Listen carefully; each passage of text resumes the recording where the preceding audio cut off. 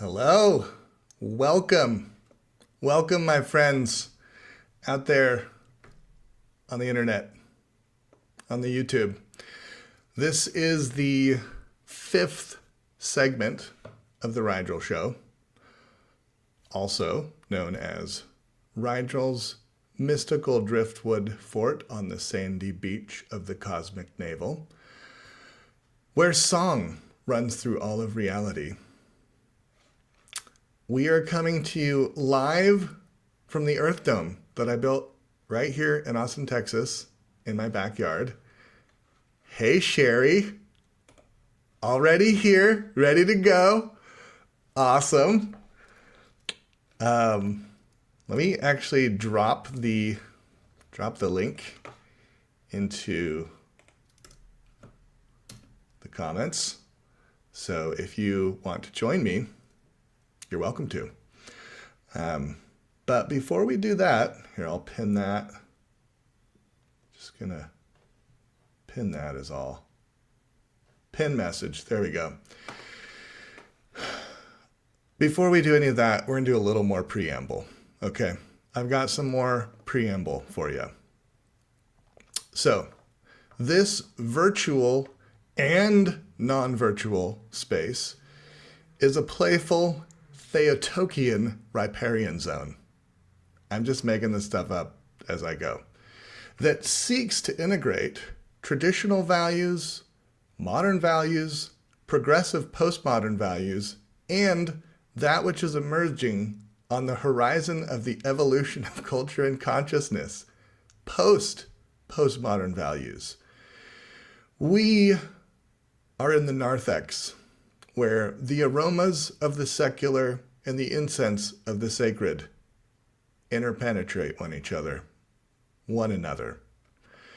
A perichoretic dance between the express self and sacrifice self, eros and accuracy, eternal and actual, Eden and eschaton. I've got I have a running list of these positive polarities, these kind of like opposites that also kind of help each other out in the becoming of reality. I have a long list of those, so I just dropped a few of them. I kind of pick them up as I go through life, like a 4-year-old picking up stones on a path, with his mom. And he's like, Mom, can you carry all these rocks for me? And Mom's like, just pick one and we'll take that one home with us, okay? So, good morning, evolving soul. Rick, nice to see you here as well. Glad we have pretty much a full audience of 3 people out there at this very moment. Possibly more later on.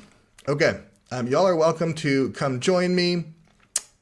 I'm going to start off, as I have done these last several sessions, by entering the cosmic navel through some experimental free jazz improvisation.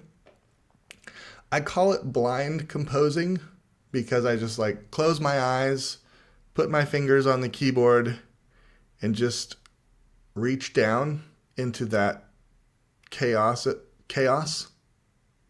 potential. It's like a soup of potential, and just kind of reach down and see what's in there. See if I recognize anything. I may not. I may not recognize anything. All right. So let's get to this. Before I do, though, I'm going to test to make sure that I can hear myself.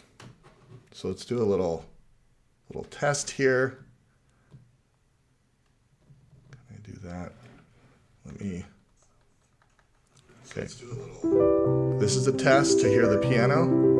Can we hear the piano?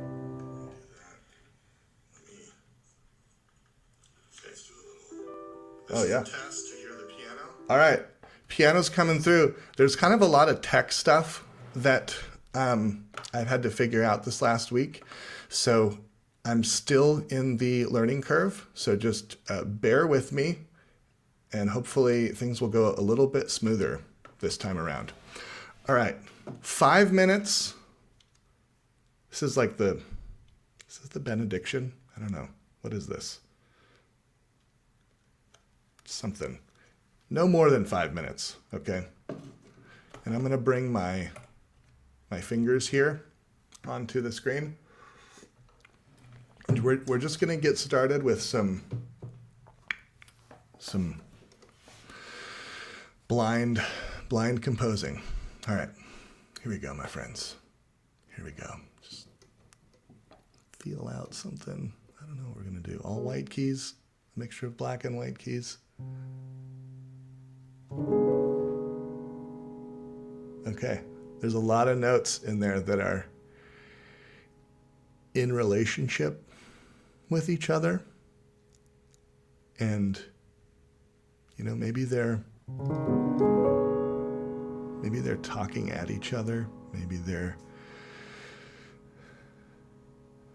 just really expressing themselves. Okay, I'll stop with the commentary. I'm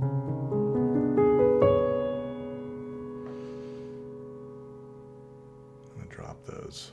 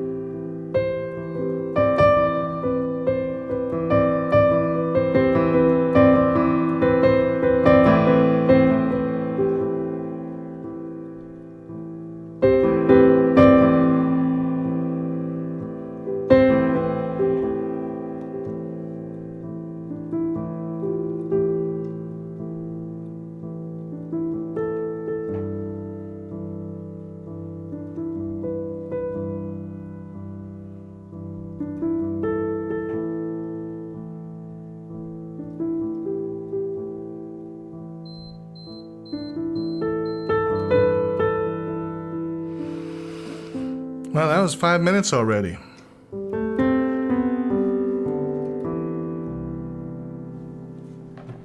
All right.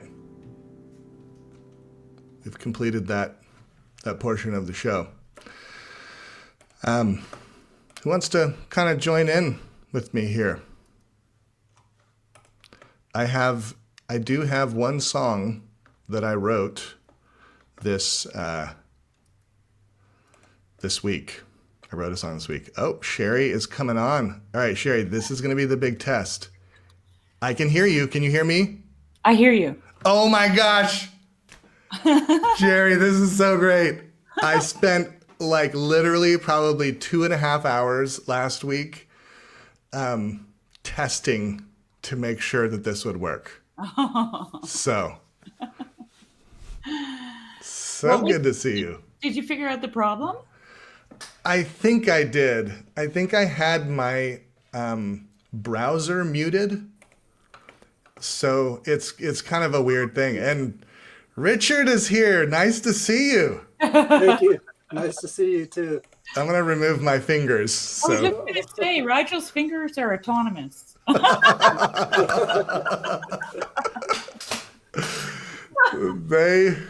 They are. Parallel universe. Yes, we could do a whole show probably on that. Oh, man. Just as long as they're not picking lint out of the cosmic navel, we're good.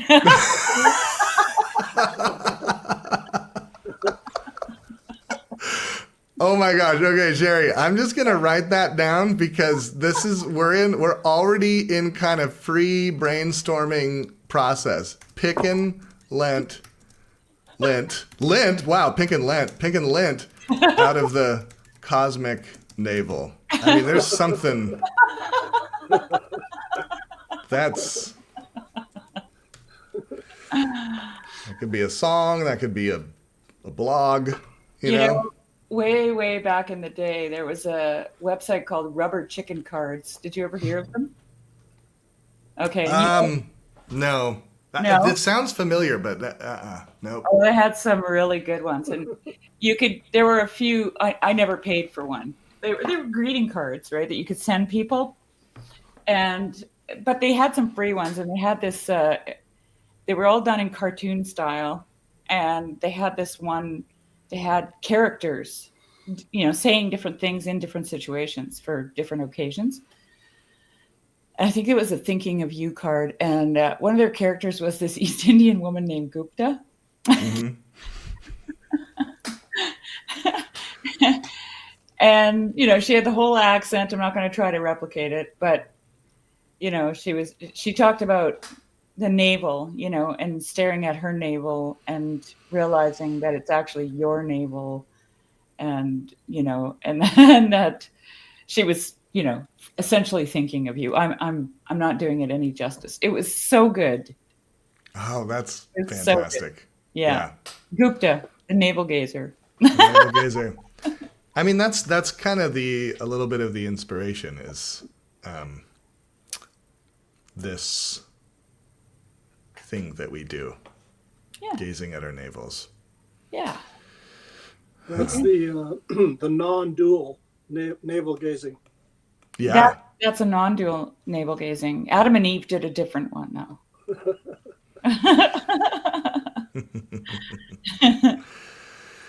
So, anything kind of bubbling up for either of you as a conversation topic, or anything you want to share? Did you do anything with that song, Richard? Sherry, do you have anything you want to share? I have a song that I wrote that I will share. Did you do something with the song?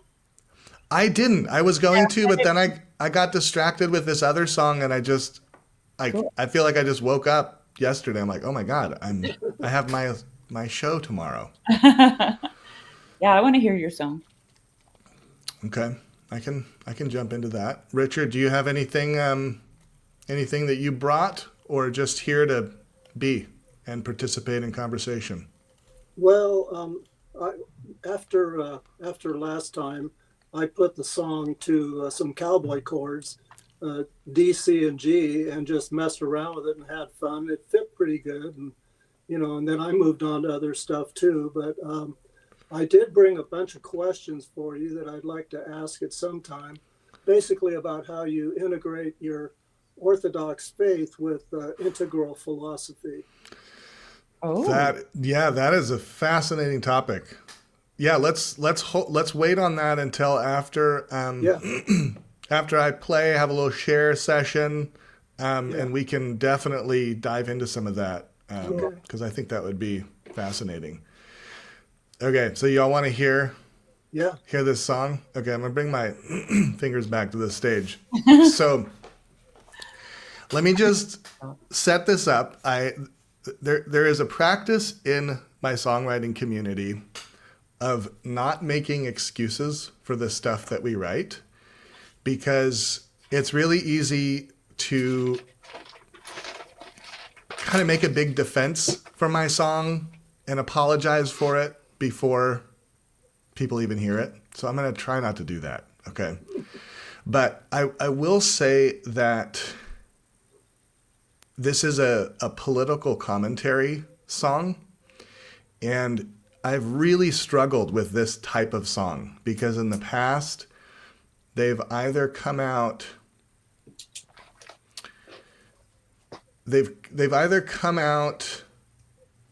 like preachy, kind of moralizing and just pasting my morality onto the listener, or they've come across as dark. Like it just gets kind of dark and I start, getting sarcastic, and sarcasm is hard to do in a song. It's hard to do it well. There are people who do it and it's amazing, but it's a growth edge for me. So this song is based on the interaction between Donald Trump and Zelensky in the Oval Office. And it's Donald Trump and JD Vance. And so the song is coming from the Trump Vance perspective. And part of my work, part of my inner work is, as a Christian, loving my enemy. And the way I define that is through kind of Richard Roryan terms that, my enemy is the person, it's a part of myself that I haven't gotten to know yet. And so songwriting can be this exploration of like trying to empathize with the person that is actually behind the object of enemy that I've like put in their place. So this is an exploration of that. Go. I'll stop talking. Make sure y'all are both muted. I see. Oh yeah, Richard. Oh, Richard, were you going to say something? Okay. All right. We can totally talk about it and debrief and whatever afterwards. But let me pull up my lyrics here. And the title of this song is "You're Not Thankful Enough." Okay, so here we go.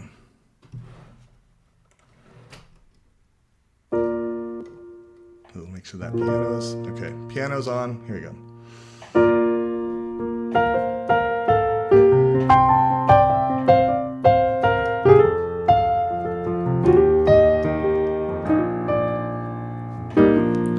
We had a verbal agreement to move ahead with this deal. When you met me in the oval of this great and promised land, you would have got my protection in exchange for some of your lithium. It'd be a win-win when we signed and shook each other's hand. But you're not thankful enough. You're not thankful enough. You're not thankful enough to me. not thankful enough. You're gambling with World War III.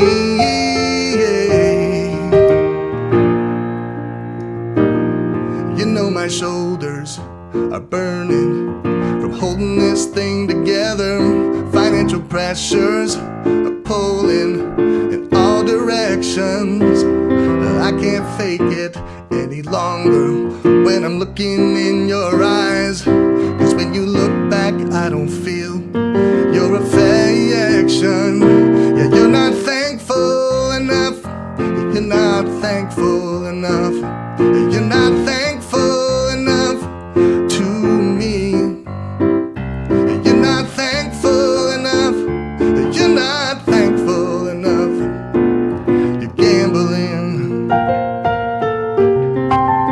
with World War III.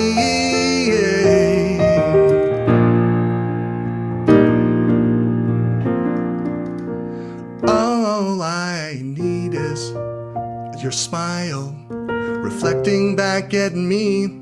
I also need loyalty from everyone worldwide. I wasn't trained in diplomacy, so it might come out a bit threatening when I share what I keep hidden deep inside. Yeah, you're not thankful enough. You're not thankful enough. You're not thankful enough to me. You're not thankful enough. You're not thankful enough. You're gambling with World War III. Yeah, you're gambling with World War III. Gambling with World War III. You're gambling.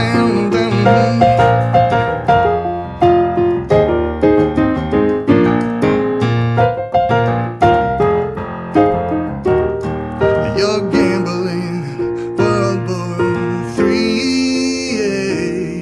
We're gambling.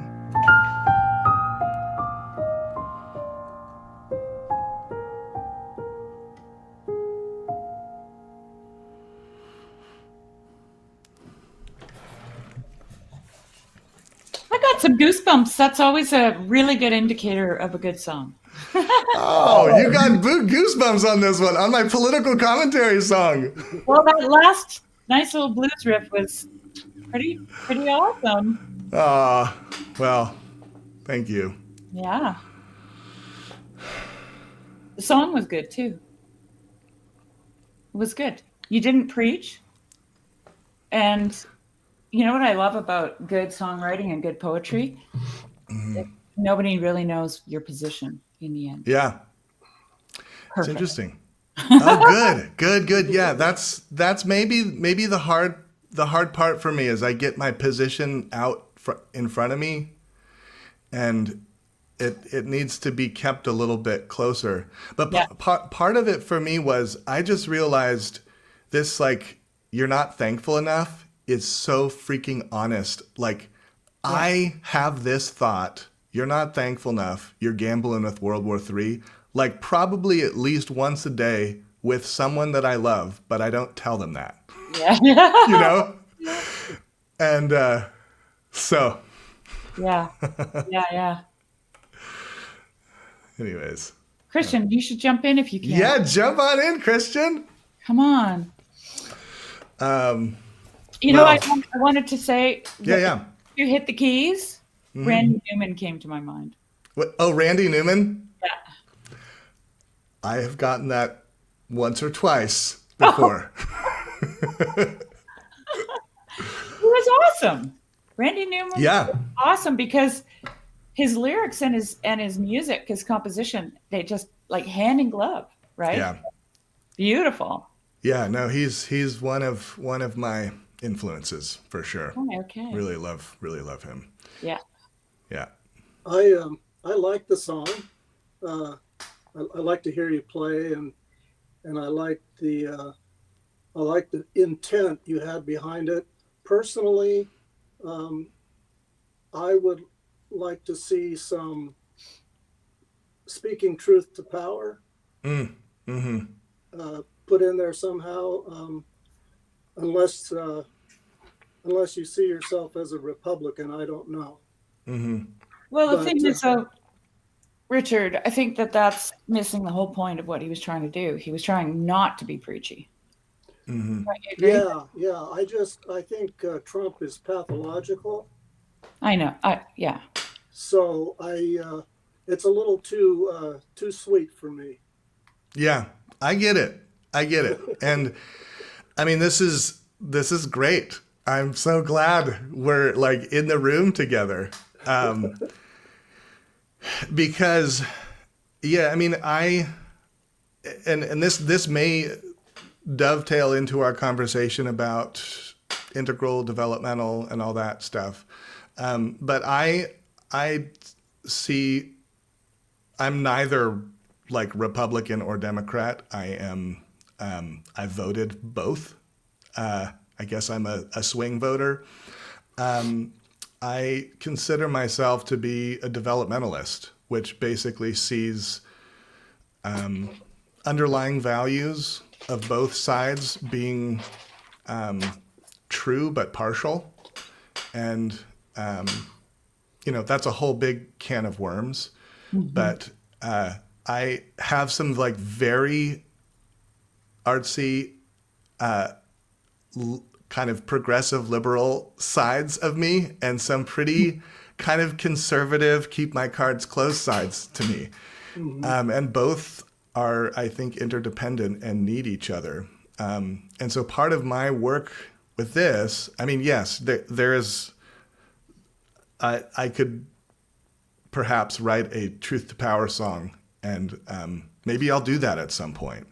But I'm like, part of my reaction is to go straight to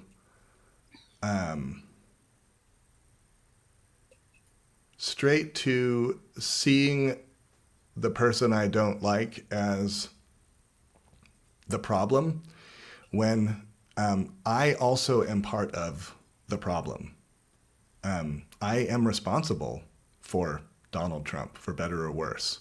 I have to like see what part of him is my responsibility. And that's just that's the inner work. Well, I got to read through some of these things that Christian made a really good point Yeah. when he said Bob Dylan's about to hit the Gen Z hard. Oh boy. Yeah.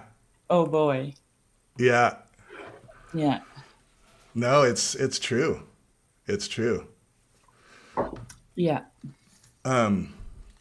Yeah, I appreciate what you're trying to do there, your practice, because I have a tendency to get my my chops out in front of my better self. I just I was listening to Steve McIntosh, his last 2 weeks ago, his last talk. Yeah. And it's like, how do you talk to somebody, like say they're ethnocentric? How do you point that out to somebody without them feeling like you're attacking them? You know, I watched an go for it. I watched an incredible Instagram. Actually, it's on YouTube. I wonder if I could show it. Probably not, eh? It's a John Cleese. Let me just find the title of it, and then people can look it up. It's a John. You'll like this, Rigel, because he tries to integrate, or he. It's called John Cleese on Extremism. It's just on some random channel, and it's an old clip from. I think it was actually a political advertisement in Really? 60. Yeah. I wonder if I could show it. What do you think? Yeah. Are you? I don't. If you can send me the link, I could maybe share it. Yeah, I'll send you the link. Do you want to just drop it in the chat? No, I don't think I can do that. I'm going to email it to you. Okay, email it. I'm not that advanced. I'm with you. I will get over to my email address. There you go. There you go. I sent it. Yeah. It's so good. Tony sent it to me last night. And he sent me an Instagram version of it, which was shorter. So I found the full one on YouTube, which is totally worth the watch. Yeah. Okay. So let me. Oh, I have to like make my screen. Whoopsies. Do you know how to share? You just go. Yeah. Okay. You hit present, and then you do just share screen, right? Yeah. Share screen. And then I'll do. Click on the tab that you have open. I got the tab open. And then All right. it'll automatic. There it is. Bam. And then Look at that. if you make it full screen, it'll fill up that whole square. Okay. There you go. All right. So we have to watch a commercial first, Oh yeah. which is, There's probably two of them. oh man. Okay. Let's just get this over with. Okay. So you can tell that I'm maybe like in the middle of some house projects. Let's psychoanalyze. Oh wait, here we go. All right, here we go. Okay. Here we go. John Cleese. Seriously, though, we've heard a lot about extremism recently. A nastier, harsher atmosphere everywhere, more abuse and bother boy behavior, less friendliness and tolerance and respect for opponents. All right, but what we never hear about extremism is its advantages. Well, the biggest advantage of extremism is that it makes you feel good because it provides you with enemies. Let me explain. The great thing about having enemies is that you can pretend that all the badness in the whole world is in your enemies and all the goodness in the whole world is in you. Attractive, isn't it? So, if you have a lot of anger and resentment in you anyway, and you therefore enjoy abusing people, then you can pretend that you're only doing it because these enemies of yours are such very bad persons. And that if it wasn't for them, you'd actually be good-natured and courteous and rational all the time. So, if you want to feel good, become an extremist. Okay, now you have a choice. If you join the hard left, they'll give you their list of authorized enemies. Almost all kinds of authority, especially the police, the city, Americans, judges, multinational corporations, public schools, furriers, newspaper owners, fox hunters, generals, class traitors, and, of course, moderates. Or, if you'd rather be an extremist on the hard right, no problem, fine, you still get a lovely list of enemies, only they're different ones. Noisy minority groups, unions, Russia, weirdos, demonstrators, welfare sponges, meddlesome clergy, peaceniks, the BBC, strikers, social workers, communists, and, of course, moderates. And upstart actors. Now, once you're armed with one of these super lists of enemies, you can be as nasty as you like and yet feel your behaviors morally justified. So you can strut around abusing people and telling them you could eat them for breakfast and still think of yourself as a champion of the truth, a fighter for the greater good, and not the rather sad paranoid schizoid that you really are.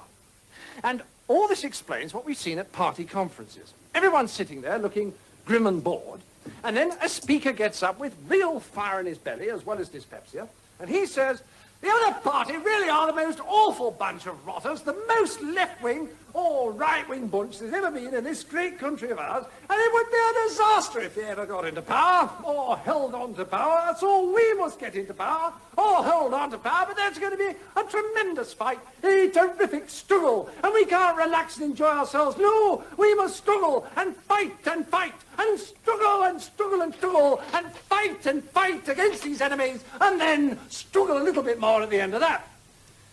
And then the speaker goes and sits down, and there's a lovely warm glow throughout the hall, as if they'd all had tea and crumpets. And everyone looks relaxed and happy and simply radiant with goodwill. Although, if the speaker had said, we must all have lots of fun and be nice to each other and cooperate in solving problems, they'd probably have lynched him, or deselected him, or taken all his directorships away. Because attacking our enemies always makes us feel good and excited.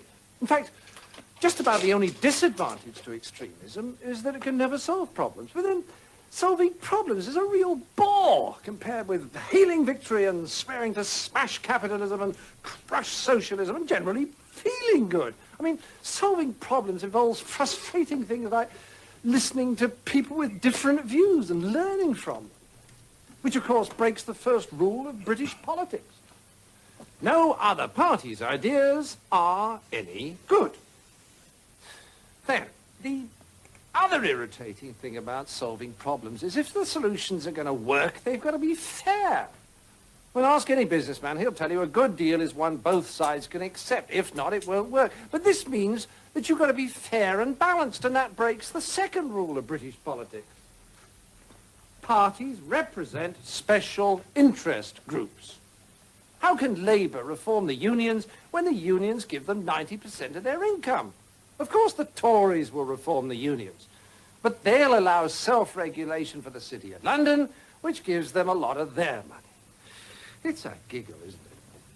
And these two rules are exactly why so many of our problems are not being solved, because the old British system has been the seesaw. First Labour, then the Tories. No continuity of planning, from nationalisation to denationalisation to renationalisation to privatisation. And the rest of the time producing those farmyard noises we all know and love from Prime Minister's Question Time. You need to look yourself in the mirror and ask yourself. Oh gosh. Okay. Here we go. Let's stop sharing. There we go. We're back. It's great. Hold on. Wasn't that good? Yeah. That was a great like definition of kind of the new ethnocentrism of our political echo chambers. Well, it's irreconcilable, right? Mm-hmm. Like you're just caught in this, like, you know, his illustration of the seesaw was perfect. Yeah. You know, you're either up or you're down, and that's what we've seen on the world stage for as long as I can remember. Yeah. Yeah. Anyway, and of course, you know, that little bit there where you know he talks about the integrator. Mm-hmm. The only solution for that guy is lynching. Yeah. Because people literally want the experience of hating an enemy. Mm-hmm. They want that feel goodness somehow. Yeah, my position is not to hate or see the other person as less than human. I really didn't like his presentation. To me, it's a form of both sidism. Both sides are doing this, and basically Yeah. he's pointing to extremes and then strawmanning that and making it sound like, you know, that's what everybody's doing. And what I'm just talking about is there's only one person out there who is turning black into white, who's telling you that climate change is really not happening, that masks don't help. You know, it's like there is a side that's extreme. I believe in objective truth, that there is objective truth, beauty, and goodness. And yeah, I agree. There's problems with the left, but it's like these guys don't want to. The Republicans in office right now don't want to work with anybody. They want to steamroll. The oligarchs, the billionaires, are in a position to destroy the government, which is there to protect the average person's, protect the environment, to protect health, to stop the big money people from getting more money. They want to take away Social Security, veterans benefits. Richard, hear you, and I don't want to get down in the weeds of all of the nitty gritty. I mean, yes, all of these things are issues, but I would like to bring it back to your question, which was like, how do you talk to ethnocentrism? Because I think, like, yeah, we could talk positions on all of these different issues and what's true and how to figure out what's true. I mean, we're in a sense, we're living in a post-truth world because there's actually no agreed source of truth between these kind of polarized sides. And so what do you do in a post-truth world? How do you even have a conversation? We have to do something that structurally transcends that whole paradigm. And that's what I'm trying to figure out how to do, because I'm not going to argue anyone's way into like my position. It's never happened in my life. But well, I think you kind of nailed it when you were talking about your song before you played it. Because what I got out of that, listening to you, was you were attempting to empathically resonate. And that is what binds people together, right? People are bound together through resonance, actually. And through a vibration, which is, for me, another argument that music is primary, like it's primary language. I don't know if I mentioned this to you before, but Matthias Desmet uses the example of the body being literally a stringed instrument, tendon stretched over bone, right? So, and Owen Barfield also has a great essay called "The Harp and the Camera" that kind of, identifies that same idea that we not only need to see the world, but we also have to resonate. So, he wishes that we had little harps over our eyes, because our eyes are the camera, but the harps are the resonance, right?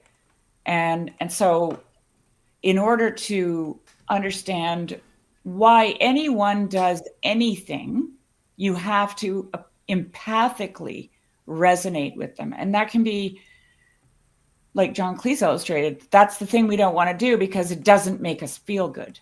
Like we literally move out of feeling good or not feeling good. That's what convenience is all about, right? It's all about appealing to your feel goodness. Does it feel good to go outside and chop a load of wood, bring it in the house, make a fire, boil your water? Or does it feel good to turn on, the electric heat and turn on your stove, right? Well, it feels good to do the easy thing. And so that's kind of what we do, I think. I'm sorry to go deep into the politics. I guess no, that's okay. Your song brought it up for me. Yeah. But believe me, this doesn't feel good for me to speak truth in this format. Yeah, and it takes a lot of guts. Well, I appreciate you doing it with kindness and gentleness. And I will say, like, there is a part of me that, just to show my cards, I'm not a Trump fan, but there's a part of me that is Donald Trump. Like, and what was I going to say? Oh my gosh, I had like a brilliant thought that was going to change the world. Can I read some of Christian Baxter's thoughts here? Just I can't actually read and listen to you guys at the same time, so I just need to read these out loud. So he's kind of part of this conversation. Yeah. So he said, Dylan's "With God on Your Side" was not partisan. Trump has done the Dems a huge service. Interesting. Gavin Newsom was forced to become more real as a person and less a politician. Okay. When he sat down with Charlie Kirk, which I think just happened a few days ago, I saw something about that. And then the podcast and what we are doing with Profilicity makes Dems not hide behind 3-minute sound bites, and now they can be more than their ideas. I'm hopeful because of this. Right. Yeah. Well, Yeah. And to steal man and okay, this is what I was going to say. I was going to say, Richard, that like part of me is like, you know, if we end up in a dictatorship and it gets bloody and scary, like I don't know what I'm going to do with all these videos that are out there. You know, like part of me is like worried about that, seriously. But that is the part of me that I think is afraid. And the part of me that I want to encourage is just like doing the structural inner work to love my enemy. And, you know, and so I wanted to kind of tie it back actually to your question about how do you speak to someone who is in ethnocentrism. And I mean, at the end of Steve's talk, was it at the end of his talk? I think his suggestion was basically like part of this new worldview that is postmodern applies this technique called challenge and support. So basically being able to, if I can identify, you know, these different stages of development within myself, these like traditional ethnocentric values that are within me that are actually serving a purpose and pushing down the, you know, hyper ego violent part of myself that also wants to come out. And then that's actually also creating a solution to this other even deeper lower part of myself that is like stuck in magical thinking and can get manipulated by, you know, rain god worshiping, you know, sorry, I'm speaking in jargon colors here, but red, Richard knows the jargon. I don't know if Sherry, you know the jargon, but red is this color that represents kind of a pre-traditional stage of development, both culturally and, you know, psychosocially, internally. And it's, some call it like the ego phase or the warrior leader phase. And in historically, this is, you know, when we had, and you can correct me on this, Richard, but like historically, this is kind of like that tribal, you know, might is right. We are loyal to the leader because the leader protects us. And this isn't like obedience to a set of rules that create coherence. It's obedience to like our leader, which is kind of our God. And where was I going with that? Anyways. Well, I just wondered, like, I think I heard you say that you've been Eastern Orthodox for like 18 years. Yeah. Yeah. Which is really cool. I mean, that's a long time. I just wonder, you know, is Eastern Orthodox open to integral, or how do you balance, you know, the Richard Rohr integral? I don't know if you're into Elia Delio. Mm-hmm. Yeah. How do you balance all that and stay in the Eastern Orthodox Church? That is a good question, and I'm figuring that all out. But the little pieces, connection points that I have found are that the Eastern Orthodox, I mean, it's this vast resource of saints and teachings, and you can go down rabbit trails. You can find like your favorite little corner and live an entire life of spiritual food. Yeah. There's a lot to chew on. And so I found a couple of my favorites, and some of my favorites are, you know, these mystics from like the 300s, and Saint Gregory of Nyssa is one of them. You know, he said, concepts create idols, only wonder grasps anything. Sounds a little non-dual to me. You know, there's some of these like, sure. But he also, actually, I'm reading one of his books, or one of his, it's like a collection of of writings called From Glory to Glory. And this is this idea of, I mean, he literally talks about stages of development in this book, and that we are constantly going from glory to glory. We're transcending kind of the, in developmental terms, the pathologies of the worldview that we're coming out of, and we're kind of breaking free of that, and it's this emancipation in a sense. But then we have a new set of problems that, or a new set of awareness that we get the opportunity to like face or just numb it out. These I'm talking about like addictions, patterns, which is navel gazing. Navel gazing. Yes, navel gazing can.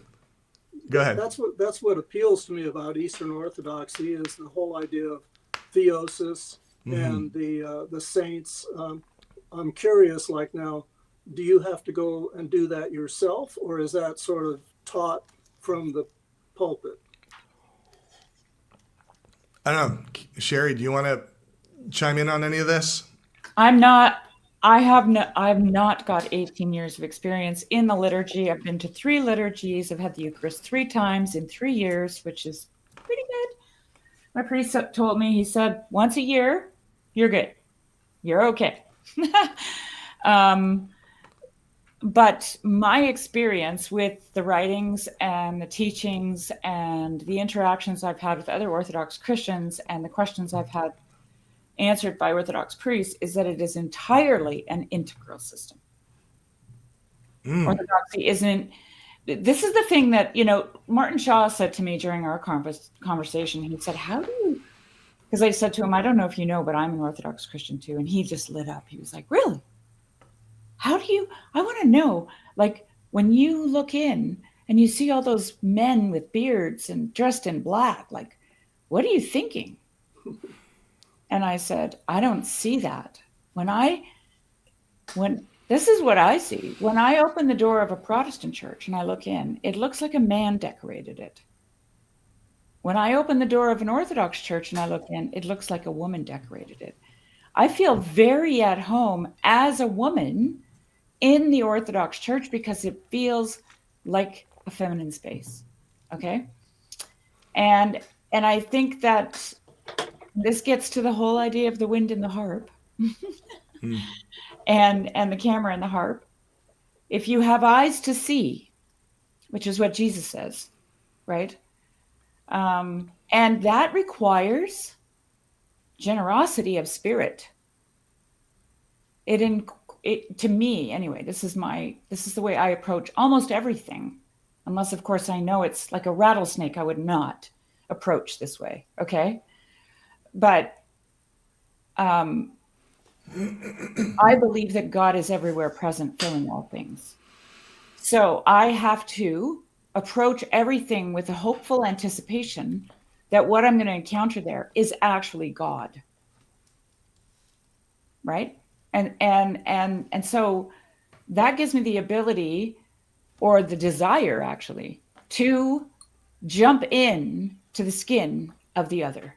I want in because I'm looking for God. And I can't know if I don't enter in. I can't see from the outside, right? If I look from the outside, all I see are black robed men with beards and a lot of deep chanting, So I have to enter in. Like Jonathan Pageau one time made the comment, you can't criticize anything from the outside. You have to get into it. Then you have the right to criticize. And I think that that's absolutely true. I've thought a lot about criticism, actually. Just stop me if I'm talking too long, Rachel, because I have so many thoughts on this. Yeah, no, this is good. Ian McGilchrist wrote a book when he was a young man, still in, I think he was at All Souls. And he said, he wrote a book called Against Criticism, which I haven't read because it's really, you can't find it anywhere. And I really want to read it. But that was his beginning, the beginning of the journey, that he began to see how this analytical position on the world, and he was studying literature at the time. He wasn't a psychologist. He was just a young guy. And he was criticizing the literary criticism, or he wasn't criticizing it, but he was observing that what literary criticism does is it basically kills to dissect, right? So you take the living thing and you kill it, and then you spread it out on a board and you label all the parts. And in doing so, you've killed the living thing. So there's no benefit, in his opinion, to that kind of conversation. And I think also that's exactly what John Cleese is pointing out when he says the guy that says this gets lynched, okay? Because everybody wants to kill so they can dissect and label. And that gets back to convenience, because it's very, very easy and certain to have categorical, your filing cabinet has tabs. Right. Okay? And you can find shit easily in the cabinet if you got labels on everything. Can I steel man a little bit here? Preach it, Sherry. I could just listen to you talk forever. But I want to I'm having thoughts and I gotta gotta jump in. Yes. So I want to just put a little developmental dust on this conversation a little bit. And when you're talking about this categorization, this process of atomizing, pulling apart, putting tabs on, labeling, killing, so that we can kind of see what's up on the board. Yeah. There's a wing here, there's a torso here, there's the other wing. It's like a butterfly, but it's, it's not flapping around and enjoying itself. It's up here. It has no context. It has no context, right? It has no context. Right. But here's the thing, that whole way of thinking is also part of me and part of this life that I am living. I mean, if it weren't for that thinking, there are two people in my life that would not be alive right now. And that's the modernism, the gift of modernity is actually taking that which was fused together and pulling it apart. Right. So that we can keep going. But it doesn't stop there. And that's the problem, is we stop and say, now this is the highest understanding of reality, when really, we need to keep going and then reintegrate those pieces back, bring it back together. And that happens for me, it happens inside me. Yeah, it happens in the interior level, on the interior level within the individual. It happens within the family. Mm-hmm. We tear our families apart and then we put them back together, probably on a daily basis. Mm-hmm. Right? It happens to the environment. It happens within 200 feet of my house, all around it, right? It happens outside of that 200 feet. It happens within my regional district. It happens in my city. It happens in my country. It happens on my continent. This is just, it's always happening, right? So here's something interesting, getting back to Orthodoxy. My priest said to me, one of his parishioners came up to him one Saturday after Vespers and said, "Sorry, Father, I won't be able to make it to Divine Liturgy tomorrow because my son has a basketball game." And Father Kyle said to me, I just wanted to scream, "You have to come. It's the end of the world." And the beginning of a new one, right? And so every Sunday is an apocalypse. It's a revelation. And this is, what happens at the end of the book of Revelation? You have a new heaven and a new earth. So when you have a revelation, when you have an aha moment and you get up in the morning, you're literally in a new heaven and a new earth. Nothing is the same as it was before you had that realization, right? Your world is new. And this is what Jesus says. He says, behold, I make all things new. He doesn't say, I make all new things. He makes the things new. So the things are not in and of themselves evil, is my point. Okay? They just need to be understood in a way that makes them new. New to you, new to people, but I guess only new to you, really, because you can't make anyone see anything new, right? Anyway, I gotta stop talking. Richard, what do you think about all this? What's bubbling up? Well, I totally agree with Sherry that God is everywhere. And let me actually, I want to just put a little pin in there. That saying everywhere present and fills all things, this is like the first prayer that we say every single day. It's like, O heavenly King, O Comforter, the Spirit of truth, who art everywhere present and fills all things. So this is like deep in the theology that is very different than some other kind of Christian expressions. That within this is not super comfy for everyone. But just wanted to say that there's actually like, that's part of the church, not just Sherry's riffing. I love that. Yeah. To me, that means that there's a fragment of God in every human being. Yep. And whatever name they use for that relationship to the divine is fine with me. It's not my place to make them a Christian. But when Sherry was talking, and just now you mentioned that the Spirit is everywhere, God is everywhere, I can sit on my back deck and look at the trees. And if my mind and heart is in the right place, I can see them shimmering, and the divine life there. The issues I have are like with Eastern Orthodoxy is the pulling apart of the truth and stapling it here and there. In other words, the creeds and the theology. I don't believe in original sin, so I don't believe in the atonement. Well, the Orthodox Church doesn't either. That's not Orthodox. Yeah, I know they have a little. That's not Orthodox. Yeah, they don't. They have a more what would you call it? Integral. Subtle. Yeah. Now I go to my United Church of Christ church, and it's probably 25% gay and lesbian. A lot of married couples. Our church is open and affirming. I mentioned that to Luke Thompson one time, and he kind of he didn't seem to agree that Orthodoxy could accept that. And so it's this, and I also caught some Orthodox priests on YouTube saying that perennialism is the devil.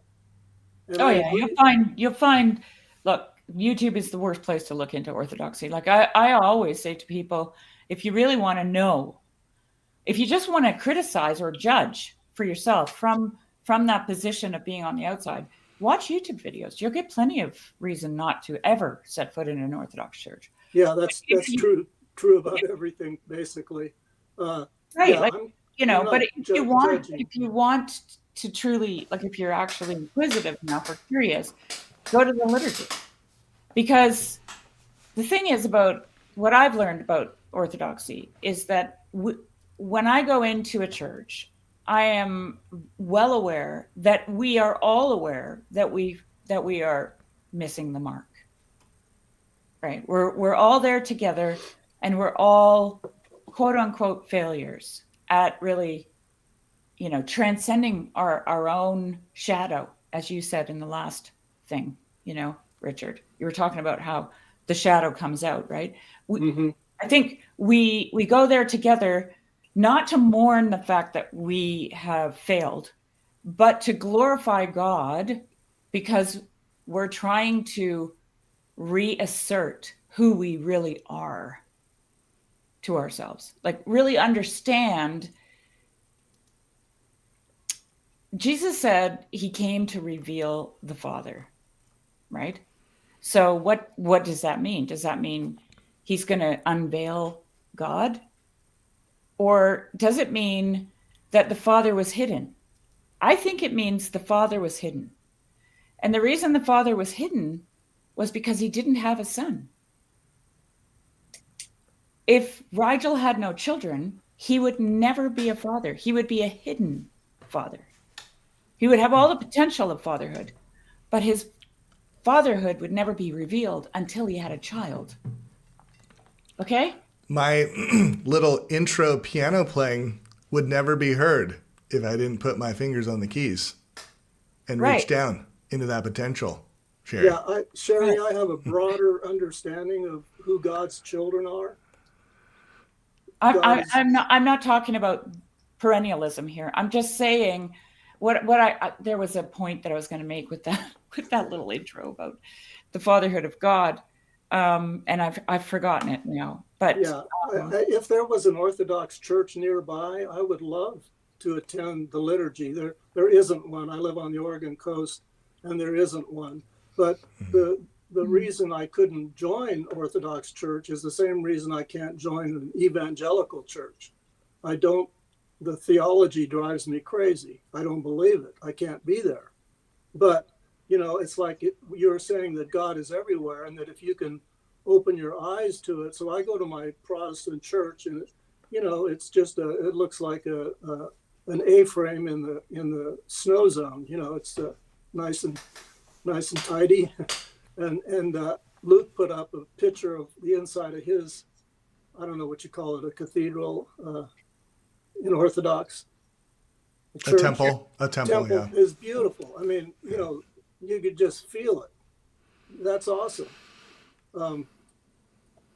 So, yeah. Well, yeah. One of the things that I had to shed myself of a little bit as I came into Orthodoxy was this kind of fixation on being right, which as a mid to early 20-year-old, like that is the stage of development, is like figuring out what's right in the world. And like but Orthodoxy was just kind of it put me off balance a little bit, because yes, there are all of these creeds and all of these canons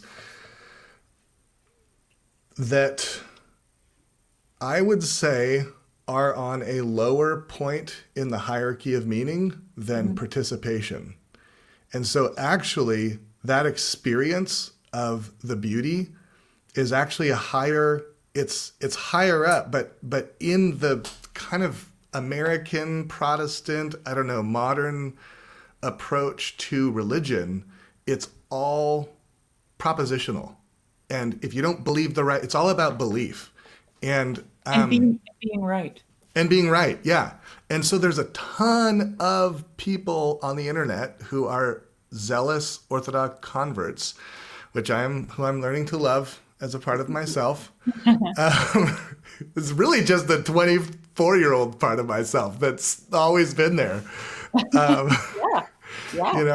And they talk about. Let me can I actually play a clip of something that I found. This was Paul Vanderklay was.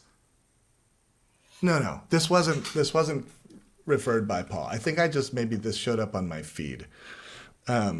So this was a guy talking about how he converted to Catholicism from Orthodoxy. Paul tweeted about this. Paul Vanderklay tweeted about this. Mm-hmm. And here, let me Let me play this little clip here. Forgive my slowness. Okay, share screen. So let me just play this and then we can reflect on it. Mm-hmm. Okay, so share, and then here we go. And you're watching Josiah Trenum, and there's like this fountain of like wisdom and tradition and all this stuff.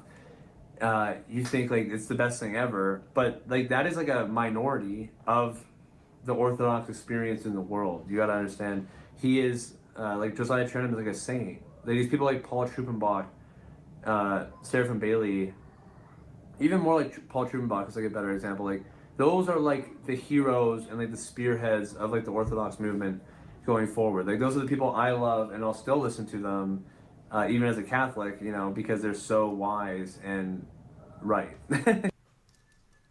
Okay, so see what he just said right there, and right. Yeah. This is And to be honest, they're not my favorites. no.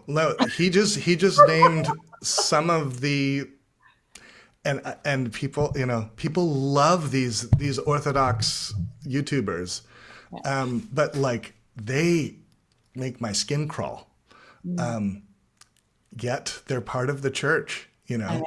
And it's so messy when it comes to actually just being in a community and watching the community change. I mean, I feel like Sherry, your experience of Orthodoxy is actually more like my experience of it 18 years ago, when it was still, we used to refer to Orthodoxy as the best kept secret. Yeah. Like, I don't know if you still hear that term. I never hear that anymore, but that was like... Yeah, I said that when I discovered it. Yeah. You know, and I actually said to the priest, because I never watched Internet Orthodoxy. I never watched it because I don't watch a lot of, you know, stuff. And I mean, I do watch a lot of stuff, but I'm really careful about polemics, right? Yeah. And anyway, I said to the priest that took me in as a catechumen, I said, you know, I feel like I'm home. Like it's the weirdest feeling. He goes, everybody says that. I said, what? Really? You know, I literally didn't know that everybody said that. And I said it, which was so strange to me. Mm-hmm. But like, I, you know, if you want to know more about that, I kind of touched on it with Martin Shaw, because I said to him, and recently I've started to say things like, I was a catechumen for 23 years because that was my church out my front door, right? The dome was the sky, literally. And so like I said to Martin, when I became an Orthodox Christian, even though I don't attend a parish because there's not one near me, but I've seen photos of churches, domed churches. I've seen the iconography in the church, and I'm like, that's my church. It's a sky with stars. Okay. And so I said to Martin, I don't feel like nothing has changed for me. You know, I was just saying to a friend this morning that because I don't have a church, I look for the high holidays or the great feasts or whatever in nature. Mm-hmm. So in the liturgical calendar, right now we have Lent, right? And so I look outside and I say, where's Lent? And I see it everywhere. All the animals they're ribby. It's been a long winter, right? Nothing is really coming yet. There's no abundance. It's impoverished. The landscape is impoverished, right? And every now and then the sun shines, the grass greens up a little tiny bit for a couple of days. And creation gives alms. Okay? It gives alms to the poor. Right. So I'm like, I look outside and I can see it. I see Lent happening. And when does Lent end? When everything starts to go. It begins right at the end, when everything is lean, like of the winter. And you've just got to hang on with your fingernails if you're a deer, a doe, and you're going to have to give birth and you're going to have to lactate. But here we go, right? And then all of a sudden you give birth, you begin lactating, and you have the abundance, the gift from God. And I'll tell you something. The other gift is also the lack of food. Because as a farmer, if my animals are fat when they're going to give birth, they have difficulties. Animals are designed, and humans are designed to be lean and to go through a period of leanness where they become lean before they give birth. Wow. That's like the creative process right there. That's it. It's also the spiritual process. And that's why I don't worry about crises. I don't worry about chaos. Because the pattern for me is out of chaos comes creation.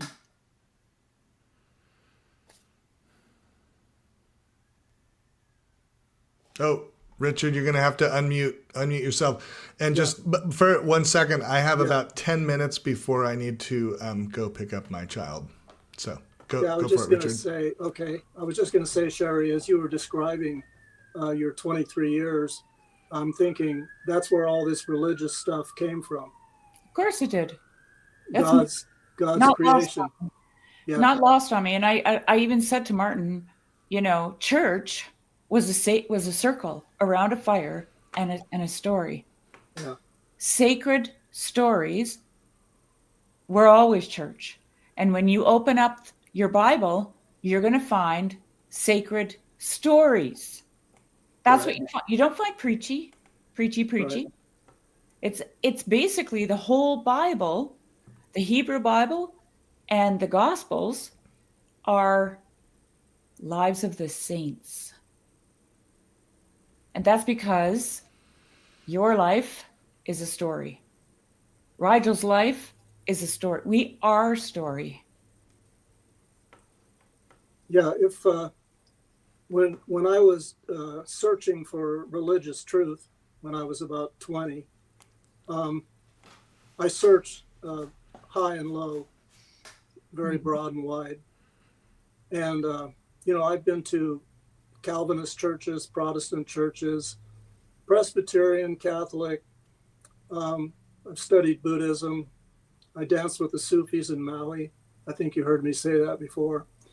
And if it weren't for all of that, and I was in a village that had an Orthodox church, I'd probably join right in. But with all the theology that I've learned, I wish I could have gone back to school and been a theologian. Because with all the theology I've studied, I'm a progressive Christian. And my last question would be, do you think that Eastern Orthodoxy is evolving? I mean, I know everything's evolving, but do you think it can? I think it is.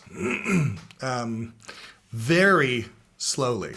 And that's both I think one of its selling points to people who are trying to escape the shifting sands of modernity. But it does evolve. And you're asking lots of questions that I'm like wrestling with, So I think it is.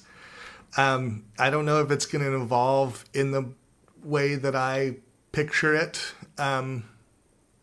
ever, or maybe not in my lifetime. There are little movements like there's actually I don't know if you've heard of this, Sherry, but there's a movement to revive the female diaconate. And I'm involved. I talked to a priest about it. Yeah, I'm involved with that a little bit. It's very controversial because, people who are coming into Orthodoxy, they're coming because they don't want change. But the reason I played that clip, And I find it so fascinating about that guy who is just a little bit obsessed with being right. He decided that Roman Catholicism was for him. It doesn't surprise me. And I predict, this is going to be on YouTube forever, I predict that there are going to be a lot of people who have come into Orthodoxy kind of realize how much chaos there is and are very uncomfortable with that and will become Roman Catholic in the end. Yeah. Because Roman Catholicism has this top-down efficient hierarchy. It's so like we actually kind of need Roman Catholicism. That's at the end of the day, Orthodox and Roman Catholics, this like bottom up and top down need each other. And we haven't, we only started having this like mending conversation the last, I think, 100 years. Yeah. But there are elements that both bring to the table. But right now, Orthodoxy is kind of messy. Yeah, it's really messy when you've been around for a little while. And that is hard. That's something that everyone has to kind of contend with at some point. You'll see it right in a liturgy. Like you'll feel it right in the liturgy because there's nowhere to sit. There's nowhere to sit. And the children are running around and, some little old lady will get up and fix the candles and take the wax out, and rearrange stuff and light. And, the liturgy is happening, right? Yeah. And some people will be coming late and walking right up to the front and kissing the icons, greeting everybody, moving into their, it really represents the messiness of actual life. And things that grow.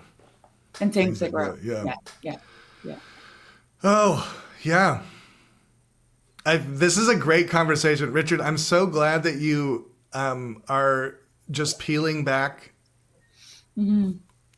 or like pulling up this rock that's on the seashore, the riparian zone, if you will. The riparian zone, this is where land and water come together. And like all of life, most of life in the world is in these riparian zones. That's yeah. Thank you. I appreciate that. Hope I didn't freak you out. No. This is actually good. I'm totally okay talking about this stuff because I'm in the middle of it right now. I'm trying to bring Christianity forward. I'm trying to change the world. I'm an idealist. What's your channel? What's your goal in life? Oh, my goal in life? Yeah, I mean, spiritually, developmentally. I'm just going to be honest. It's to play. Okay. That's it. That's like surfs up. I think my inner child is 4 years old. Like my residual life image is like a 4-year-old. Yeah, So I think that's actually just the honest answer is I just want to play. Yeah. Me being 75, I'm kind of like if I'm going to have an effect, I better do it soon. Yeah. But I will say that I'm kind of dead serious about that too, because for play to be able to exist, there needs to be a space that's protected that can allow that type of flourishing to happen. And there needs to be that inner expression and willingness to like take on a character and play and like go all in, So it's a deep play it sounds kind of lighthearted, but it's actually freaking like I will die for that. I appreciate that. Sherry, what were you going to say? Last thoughts. Well, no, I think that's what God meant when he said, go forth and multiply. I often think about that when I bought my sheep and then I added a ram, right? And I'm like, go forth and multiply. What does that require? Play. That's what it requires. It requires becoming a family, getting to know one another, sharing food, and for the ram, it's a lot of work. He's got to make sure everybody has an embryo in there. But then he gets to chill out for the rest of the year. He's good, right? But if I put a ram in there and they all went, I don't know who I am, they would not multiply.